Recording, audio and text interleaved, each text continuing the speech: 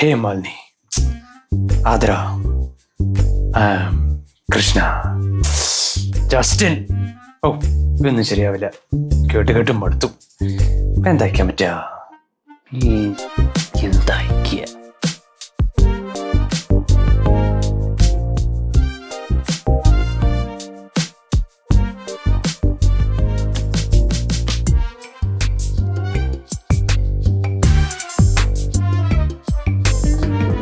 നടന്നില്ല അല്ലേ?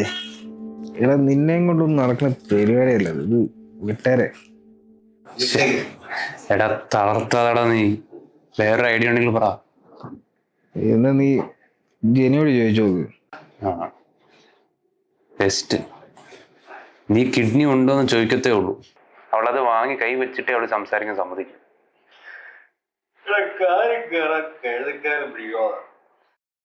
എന്നാലേ നീ നാളെ നേരിട്ട് വന്നിട്ട് ആ കഴുതക്കാല് പിടിക്കും.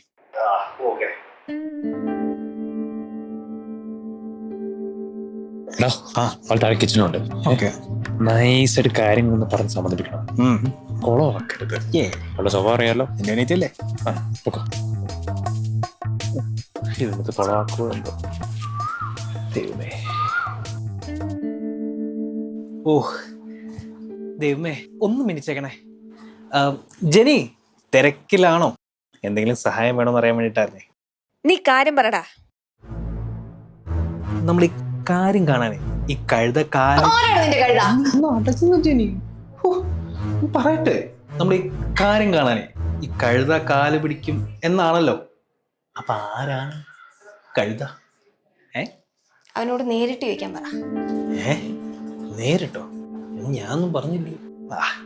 Just miss.